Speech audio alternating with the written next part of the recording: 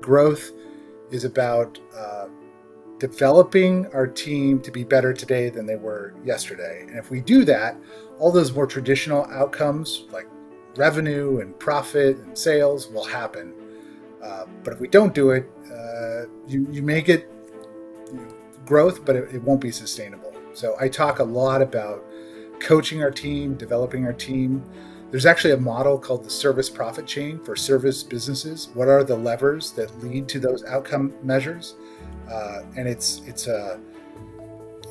team satisfaction, team development, and a supportive environment. You do those things, it will lead to those more traditional outcome measures of growth. Everyone's talking about the metaverse these days, but Workplace from Meta is different. I mean, the clue's in the name, right? Workplace is a business communication tool that uses features like instant messaging and video calls to help people share information. Think Facebook, but for your company. It's part of Meta's vision for the future of work, a future in which your job isn't just something you do, but something you experience. And if you've been listening to this show, you know that experience is something that I am very passionate about and talk about a lot. Workplace from Meta is creating a future in which we'll all feel more present, connected, and productive. You can learn more and start your journey into the future of work at workplace.com/future. Again, that's workplace.com/future.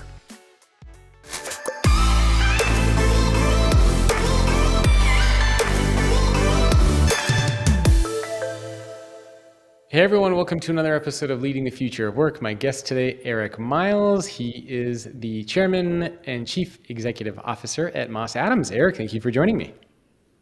Well, thanks for having me. Yeah, excited to be here. For people not familiar with Moss Adams, who are you guys and what do you do? Yeah, so Moss Adams is a 109-year-old public accounting firm based in the Western U.S., mostly focused on middle market companies, so not the Fortune 500, but not really small entities. And we help with accounting, tax, and a lot of different financial consulting services. So kind of a one-stop shop. Okay, cool. And how many employees do you guys have? Just around 4,000 people. 4,000. Okay, cool. Partners. Awesome. And so my understanding is you've been at the company for a long time, right? Like 20, 24, almost 25 years now? Yeah, I'm. We refer to people like me as homegrown partners. So I joined the firm right out of college, and I like to joke either I'm risk averse or I like it here. So I stayed with it and just done different jobs throughout my career and found different challenges, and just I like it here. So that's crazy. First job out of college. Yeah, do you remember? I'm a little bit of an aberration. Yeah. Yeah. Do you remember what it was like when you first started there? What work was like? What the culture was like? The vibe? I mean, obviously, we didn't have cell phones. You know, all the technology that we're using now didn't even exist. So, what was it like back then? Well, a lot different and the same. Like the vibe to me is no different today than it was then, even though we were probably a quarter of the size. From a technology perspective, we used to have Novell for email. I think I had like the 10 key with a tape was my big tool as an accountant. But yeah, it's harder to know all 4,000 people now, but the vibe is still the same. So I'm really proud of that. The way we've kept our culture the same, even as the firm has grown, and we've done M&A, but we're still the same. So. Very cool. And so you are a newly appointed CEO. I think it's been a couple of months, right? 5 months, yes. 5 months. Congratulations. Thank you. And I know a big part of your role and one of the things that you're trying to focus on is growth. And this is something that we hear a lot of leaders and a lot of CEOs talk about. So I was really curious to hear from your perspective. What does growth mean and how do you approach it? Because, a lot of leaders want to grow their teams, their companies, their divisions. But, it's easy to say that and to just, go to your team and say, hey, we got to grow, like go make more money. But what's like the strategic component behind it? How do you approach growth and think about it? Well, so we're a professional service firm. So what are the assets we have? Not much. We have some computers and some office space. So the asset we have never is on our balance sheet, which is our people. So to me, growth is about developing our team to be better today than they were yesterday. And if we do that, all those more traditional outcomes like revenue and profit and sales will happen. But if we don't do it, you may get growth, but it won't be sustainable. So I talk a lot about coaching our team, developing our team. There's actually a model called the service profit chain for service businesses. What are the levers that lead to those outcome measures? And it's a team satisfaction, team development, and a supportive environment. You do those things, it will lead to those more traditional outcome measures of growth. So you don't start with profit, with revenue in mind. No, I mean, of course, those are indicators of success, Yeah. but I think you can, if you focus on those solely, it can lead to unhealthy choices. Whereas we know what leads to long-term sustained growth and performance. It's, again, in a professional service firm, I would probably say for any organization, it's happy, growing people. Because as they grow, your organization grows. Yeah, it's an interesting approach because, a lot of like 70s, 80s, 90s, the approach was very much like bottom line, go out, make more money, close more deals. And I feel like it's only over the last few years that we've been talking about, well, maybe we should focus on the people first and the people will help achieve all those other things.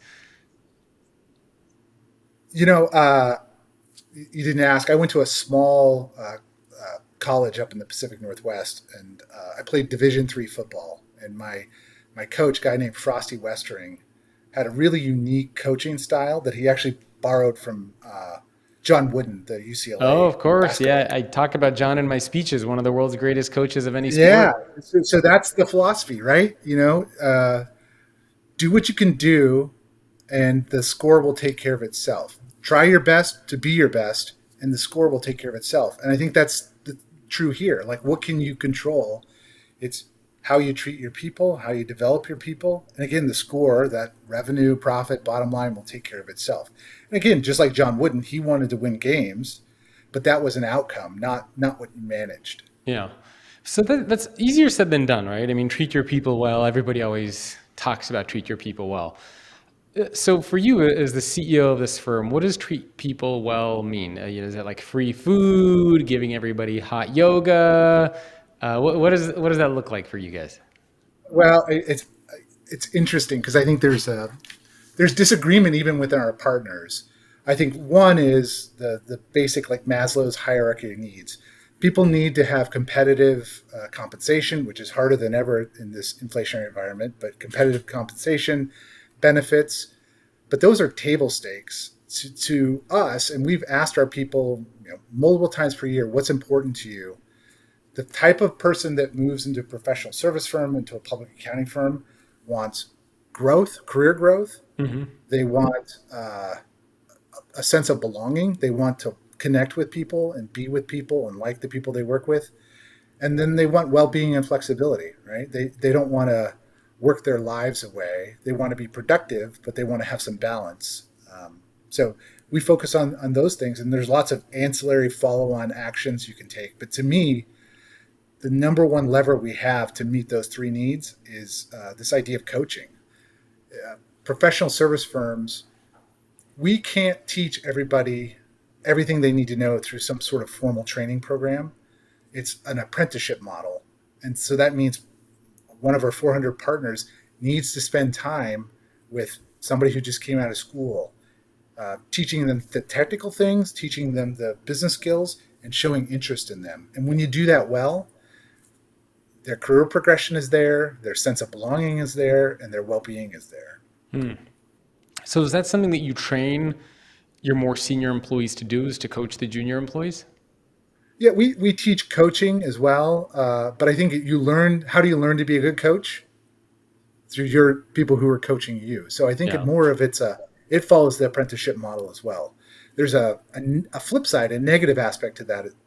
That if you had a bad coach, the likelihood that you're going to be a good coach is much lower. So we do have formal training around how to be a coach, but to me, it's again, we got to pay it forward. Yeah. I was just at our partner meeting this summer, and I kicked off the partner meeting talking about asking each partner to remember their career, a partner who touched them, that helped them grow. And every single partner in that room had at least half a dozen memories that they'll never forget of a partner that worked and maybe has retired from the firm that helped them be better. And then I challenge those partners to pay it forward. I mean, that's how we create a great culture. Do you think sometimes a lot, and I know you guys work with a lot of organizations, and you probably see some pretty great corporate cultures and some pretty bad corporate cultures where you're like, oh man, I'm glad I don't work with you guys.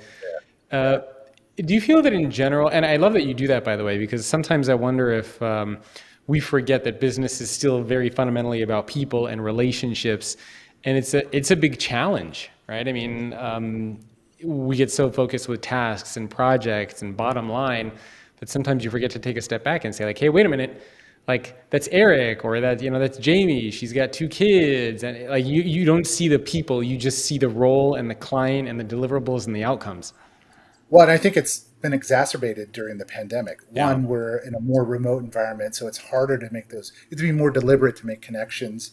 And then there's this, life, work, blurring of boundaries, the pressure. And so you become very, very task oriented. You don't stop and say, thank you, Jacob. Thank you for, the work you did yesterday or that comment. You just move on to the next task. So I do think it's harder than ever to focus on people, the relationships, that people are human than it's ever been. You bring up an interesting point there with hybrid work, and there's a lot of debate. I don't know if you saw I think it was a couple of weeks ago or a couple of days ago now, Malcolm Gladwell basically said, why work from home? What are you doing with your life? And we see some companies like Apple trying to mandate 3 days in the office. I think it was, and 2 days from home. And Netflix and Elon Musk basically said, come into the office or find another job. So there's been a lot of like really interesting debate and back and forth on what makes sense and what doesn't. What's your approach to that as far as hybrid work goes? Yeah, I may change my opinion, but I feel strongly about it today. My opinion is the office is a tool, just like Zoom is a tool, just like the telephone is a tool to achieve some objectives. And so if we lose sight of the why, what objectives we're trying to achieve, we can get wrapped around the axle very easily. At the same time, we know that flexibility is valued. And I think Malcolm Gladwell's comment is, well, you're doing yourself a disservice by not coming to the office. And I think to me, the onus is on the partners, the leaders of our firm to help others achieve those objectives. So I don't think mandating people to come back to the office is the future, but I Yeah. think a more deliberate focus on what could the office provide, and are there other ways to achieve that connection, that development. It, it, that's the future to me. Yeah, yeah, no, I agree. I think there's a good balance between the two. But, yeah, I also think there is still some role for in-person work.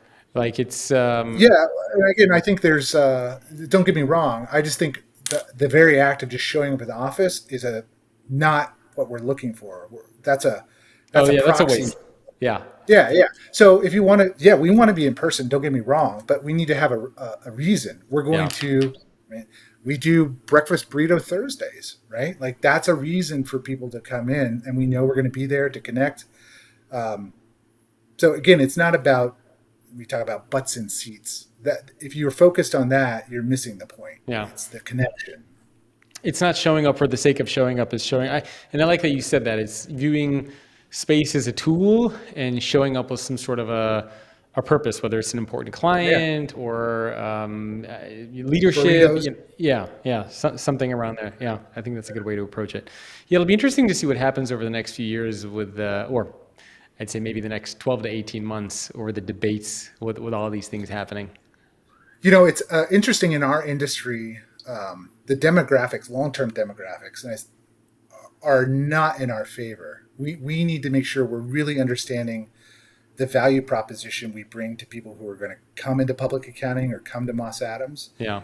And it's very clear, right or wrong, people want flexibility in their work lives. Yeah. So again, as a CEO, as a partner in a firm, we have to figure that out. It's not on them, because if we make them, they'll just decide to work elsewhere as the be all end all, or a different industry.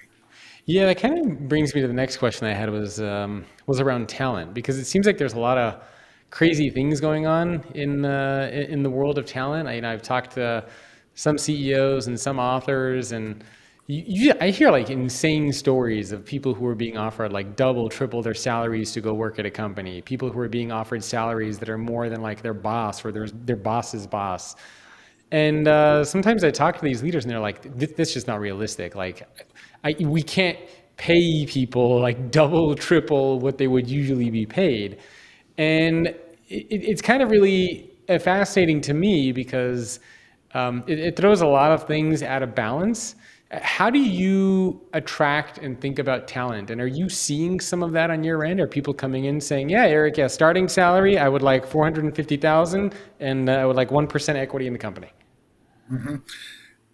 Yeah, and that this doesn't fly for us because we're very focused on internal equity. So we don't want the last person in the door to have some crazy deal that our other team members don't have. So what we do is benchmark ourselves against the market and move our people within the ranges appropriately. So we're not looking for that marginal talent that will cause internal equity issues with everybody else. There are firms we compete with that don't seem to care about that. But again, going back to our culture, we don't want to incent people to leave in order to earn more and then Yeah. come back. Like, we want people who've been here and loyal to us to earn more than the mercenary that maybe just shows up looking for that. So you hear those stories, right? Yeah, oh yeah, I hear that stories, and we just that's not sustainable, Yeah. right? And I also think it misses out the point that there's more. We talk about value proposition of being at Moss Adams or any firm. It's more than just compensation, or it should be. And if it's just compensation in somebody's mind, they're probably not the right fit for us, because we want people who want to connect, to grow, who want to have a balanced life and seek well-being. Yeah. Well, it's interesting you mentioned well-being. I think you guys won an award recently, right? I think it was in the Bay Area a couple months ago for Mm-hmm. number one for well-being there. Um, I'm trying to even remember when this whole idea of well-being at work became a thing. I don't think Well, this used. yeah, prior to the pandemic, I don't know if we talked about it I as don't much. remember there being like well-being awards 5 years ago of like this company is number one for well-being, and now it's like well-being, and it's really just fascinating that companies are evolving, and they're no longer just companies. They're like meditation centers, cafeterias, friend hubs. It's just completely transformed like what a company is. So when you guys are thinking about well-being for your employees, what kind of goes into that picture of well-being? What does that mean for you guys? Um, I think first and foremost, it's balancing the stress of life and work. And again, coming back to a downside of the hybrid environment is those lines are very blurred. Yeah. So recognizing that it's not just the productivity at work, whatever that means now, but it means the productivity and the happiness of their entire self. The happier they are at home, the more satisfied they are, the healthier they are, the better it is for our firm, and vice versa. So I think just recognizing, this is going to sound crazy, but just recognizing that people are holistic human beings that have interests and desires outside of work, and that we need to align what we do here with their broader desires in life is kind of our North Star when it comes to well-being. You mentioned North Star. How important is it for leaders to have that for themselves? Like, do you have that for you? Uh, yeah, I think I do. I could, I'm going to make it up as we talk right here. I think I very much value bringing joy and kindness to the places I work. I mean, life's too short to do otherwise. Yeah. To win at the expense of relationships, your own health, that's a North Star for me. And I used to think you had to be hard nosed and nice guys finish last, and I don't believe that at all today. So, and Hmm. when I say used to, when I first entered the workforce, I think I had more of that attitude than I do today. Workplace is a business communication tool from Meta. Think Facebook, but for your company. It's part of Meta's vision for the future of work. A future in which we'll all feel more present, connected, and productive.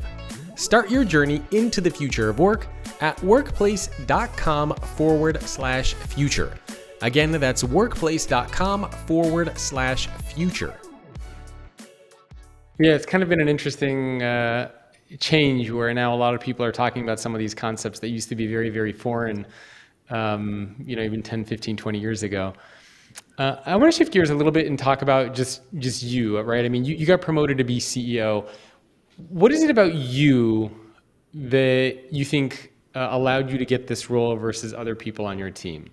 You've been at the company for a long time. You've progressed, you've excelled, you've reached kind of the pinnacle of success there. Why you and not somebody else? What did you do that allowed you to get to where you are? Um, yeah, I think that's a question of who I am. I mean, maybe part of it is that comment on seeking joy and kindness. I think I try to create an environment where people can thrive. And again, a professional service firm, when they thrive, the overall firm thrives. So I used to lead our consulting division, and tried very hard to bring that attitude there. And the results over the last 10 years, I think, supported that. I'm also the kind of individual who's very, very curious about a lot of different things. And I, I think when I was on our board, I would always try to orient our board towards the future, not to try to predict the future, but rather, because I think that's impossible, but to be thinking about the future because it will make us more agile and more sensitized to the future. Clearly, the pandemic demonstrated uncertainty is here to stay. And I think organizations who are agile and are future focused will handle it better than organizations who, I mean, I think the worst thing you could do is think you know what the future is, because that creates rigidity and reduces agility. It's interesting that you mention agility. I'm actually giving a talk in 10 days, Okay. talking a lot about agility, and it's a word that keeps coming up a lot. And I know, especially in professional services and accounting, and same thing in just in finance in general, it has that kind of stigma or stereotype of being conservative, not changing, and not being very agile. So at first, what does having an agile mindset mean to you? And how do you do that inside of your company? Because you guys have probably had a lot of processes in place, rules, procedures. It's a company over 100 years old. How do you then one day go back and say, hey, you know what, we're going to do things differently, or that doesn't make sense? And do you have any examples that come to mind, by the way, or stories? Um, well, first, let me talk about, you mentioned financial organizations. CPAs in particular love data, love analysis, and they probably are more risk averse than the average population. And I was that way as well. I can point back to times in my career where um, maybe I didn't know how to bid a large contract, or was on the fence about a key hire, or even a M&A acquisition, and I procrastinated because I could see the cost of being wrong, but I couldn't see the opportunity cost of the delay.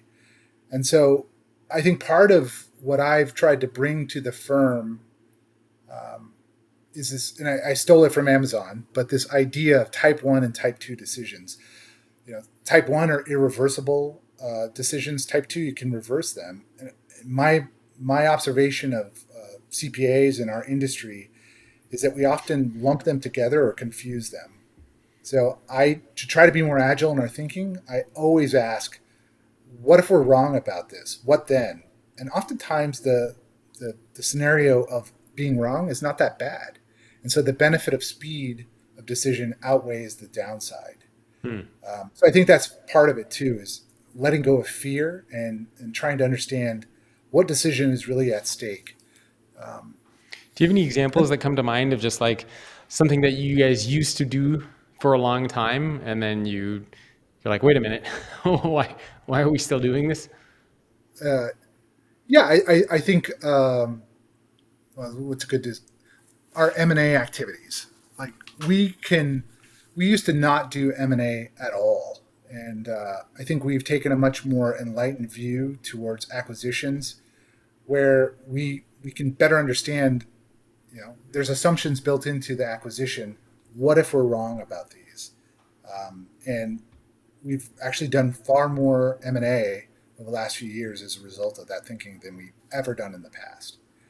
Again, it's the paralysis through analysis. Yeah. We would spend a lot of time looking for more and more data, and we had enough to make a decision. We were just potentially afraid of being wrong. So, Hmm. Interesting. Yeah. Now, sometimes too much data can actually be a problem. yeah. It's hard to make You choices know, after.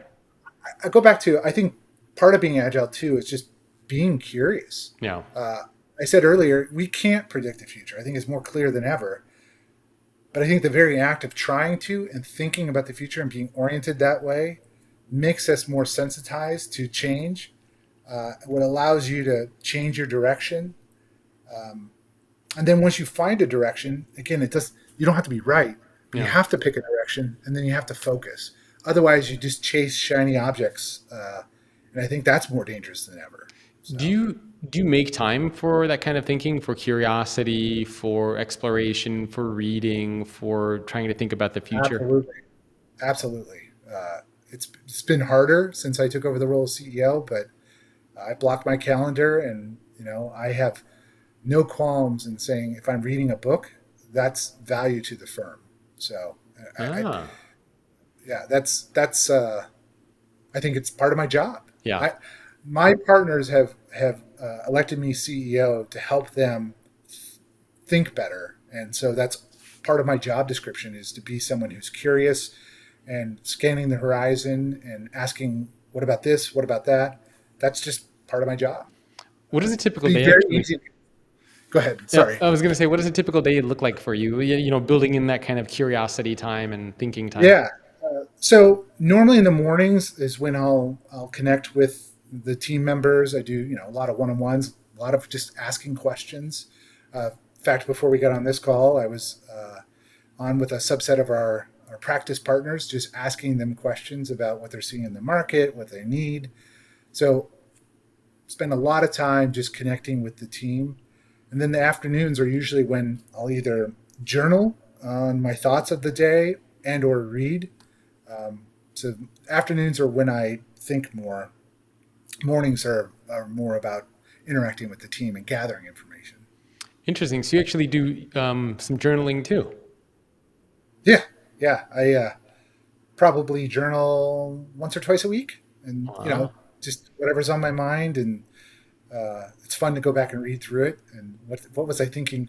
It's, going back to the beginning of the pandemic, that's been a fascinating read for me. Yeah. Like, oh, I'm hearing this thing about in Wuhan about this virus. So what does that mean Has for us? So, has journaling been a useful practice just for you as a leader? oh, I absolutely it helps crystallize not my thoughts so much as my questions. Like, what is it?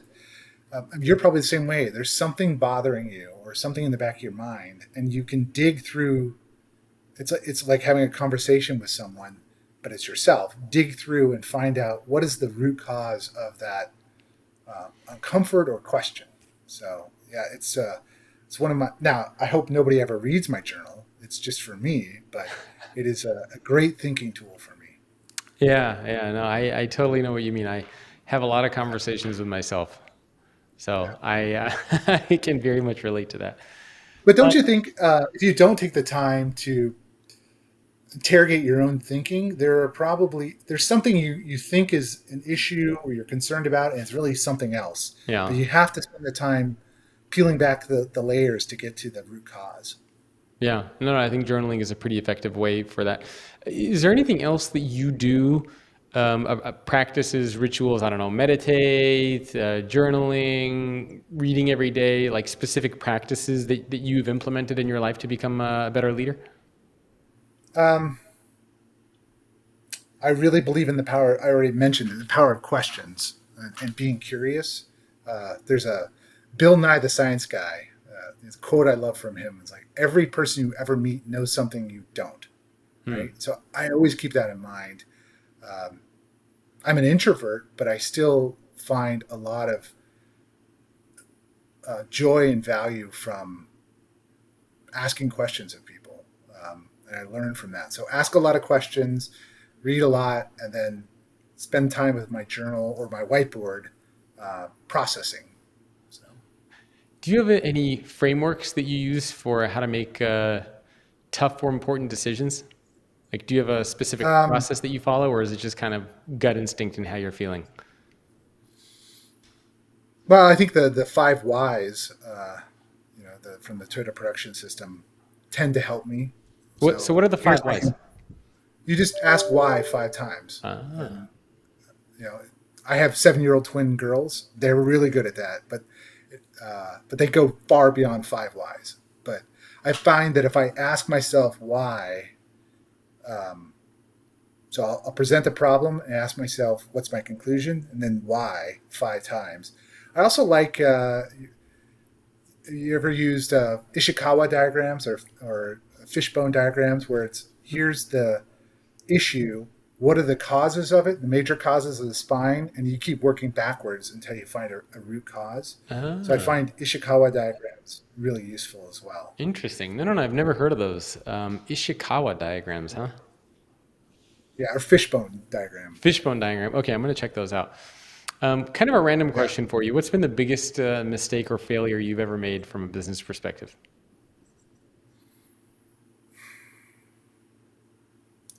Well, two popped to mind. I did an acquisition where I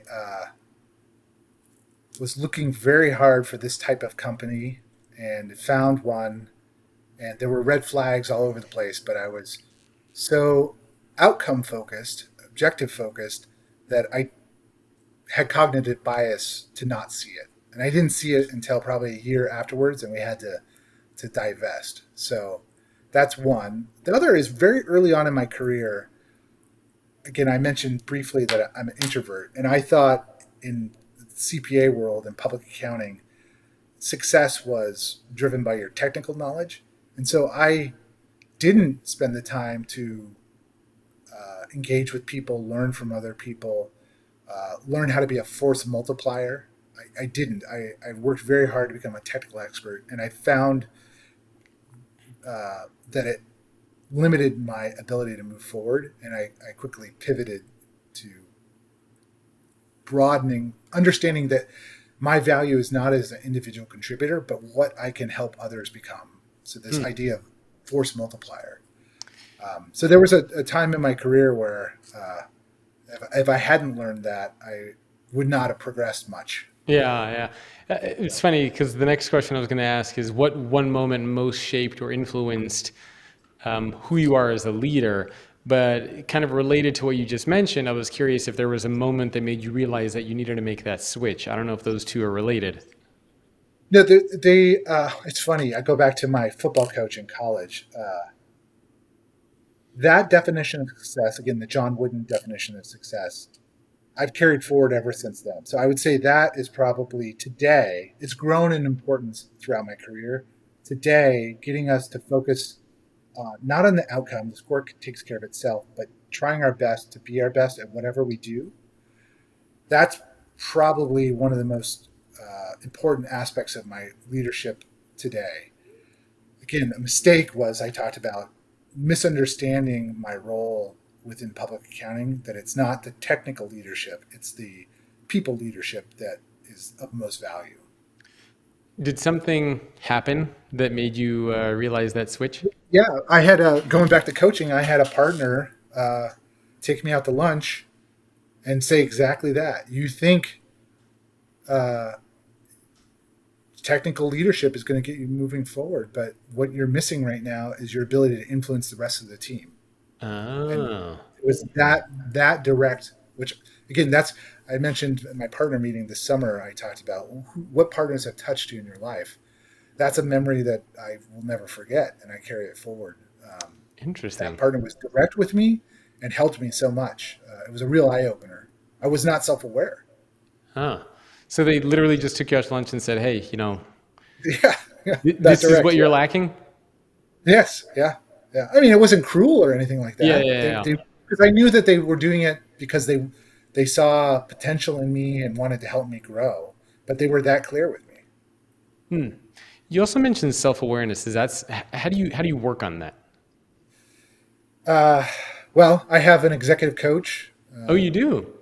Yeah, I have an executive coach, and um, my first 6 months as CEO, our plan is to do a 360. I'm hopeful that my direct reports and the board are comfortable enough that there aren't going to be any surprises, but I want to verify that that's true. Um, there's blind spots. I think we should all be paranoid about blind spots and be looking for blind spots because by definition, you don't see them. Yeah. Uh, and so you have to have mechanisms, people you trust. I think the term the kitchen cabinet, it's people you trust that can be honest with you. You have to have that because we all have blind spots and we're Yeah. all works in progress. And I Yeah. think that's another thing that's been really freeing for me is to recognize I'm a work in progress and that's okay. I'm going to stick my foot in my mouth. I'm not going to make the best decisions always. And that's okay because I'm going to grow from it and move on and I'll do it again. Hopefully, not the same thing, but and that may seem so trivial to you, but I tell you, being an introvert, I was very closed for a long time because I was more afraid of what people thought versus just knowing, being self compassionate, knowing Hmm. that, hey, everyone makes mistakes, everyone sticks their foot in their mouth. Just be yourself and you'll be fine. Once Yeah. I had that moment, it was very free. It created a lot of self confidence. So, It's interesting because so I'm working on a book coming out later next year on vulnerability, and I think a yeah. lot of what you said is related to vulnerability. Would you say that that's something that you're comfortable with? I mean, asking for help, admitting to making mistakes, or is that something that? Oh, absolutely, absolutely. Now, again, back before I realized that we're all works in progress, not at all. Hmm. But now it's so freeing to know there's no such thing as perfect, and we all are fallible human beings. That's it, being a human. So being vulnerable, putting yourself out there, that's just honesty, I think. Yeah. So there used to be a time where you would not be comfortable doing that. Like if you made a mistake, wouldn't share Yes. it. You Yeah. pretend you have the answers. Correct. Yeah. And now again, the power of a question, the power of, again, I think the term self-compassion, saying it's okay, leads to this idea of self-confidence. Self-confidence leads to true self-confidence, leads to uh, authenticity and Yeah. vulnerability. Hmm. It's interesting because a lot of the CEOs I talk to tell me the same thing. Like they all start off like that, or 95% of them, kind of not believing that vulnerability is acceptable. It's stereotypical leader, but then they all say that once they get into their leadership roles, they realize why that is so wrong. And I'm always fascinated, Yeah. like why that's the case. Like why do a lot of leaders start off that way and then later realize that that's wrong? Is it just the Maybe culture? it's just well, I don't know if it's just maybe it's just aging and growing wiser and being Yeah. more comfortable in your own skin. And it happens to correlate with career progression. I don't know. I couldn't point to someone and say that is an example of a leader that modeled the, the behavior that we're talking about. I think it's just getting more comfortable and knowing what works for me. Maybe having success and being vulnerable breeds more vulnerability. Yeah. Hmm. So, Yeah. yeah, it's a good question. I don't know the answer to that one. So it's interesting that that you're okay with that. Some leaders are not as comfortable with it, others are. What do you think makes you feel most vulnerable? Like if you think of a situation, a circumstance, a scenario, what makes you feel that most sense of vulnerability?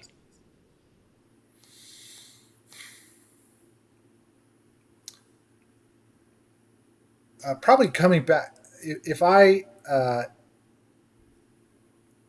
where I feel most vulnerable is when you can't necessarily bring joy or kindness. Like there's times when you have to make a tough call, Yeah.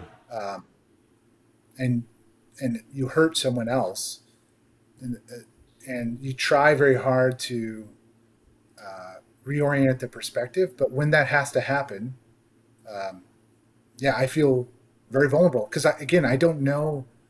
You don't have 100% certainty on a lot Yeah. of these things. I'll go back to that acquisition we had to divest. That was a very hard conversation to have, because part of it is recognizing I was wrong. Like Mm. this is not a good fit for you here. Yeah. Mm. So And kind of a weird question for you. Um, how does it make you feel, like vulnerability, like the sensations? Does it make your heart beat fast? Does it make you feel uneasy, lethargic? Like, how does the extreme vulnerability manifest for you when it does come up? what now I would say very freeing. It's Ah, actually not any of those. Is that to be vulnerable? I think it puts you beyond criticism because again, you are being human. You're putting yourself out there. You're recognizing that you don't have all the answers and you're not perfect. And that, in a way, is protection in and of itself. That yeah. seems a little weird, but No, it makes where you try sense. to put like a barrier that someone could break through, that's when it's most nerve wracking. Yeah, If yeah, you're yeah. truly yourself, that you can be nothing else, right? Hmm. That's who you are. Yeah. When you say it like that, it sounds so simple. Um, so the last 15 minutes of the podcast, I like to focus on specific action items, things that either current or aspiring leaders can do to be better leaders. Thanks for tuning in, and remember to subscribe to the show so that you can get access to bonus episodes, including one with Eric, where he talks about how to take a stance on tough issues and what to do when people come after you for it. And you'll also get Eric's advice on how to grow and excel in your career. The subscription is just $4.99 a month or $49.99 a year, which again is just less than the cost of a cup of coffee a month. And you will get ad-free listening, early access to new episodes, and bonus episodes like the one with Eric. I hope you decide to subscribe and support the show.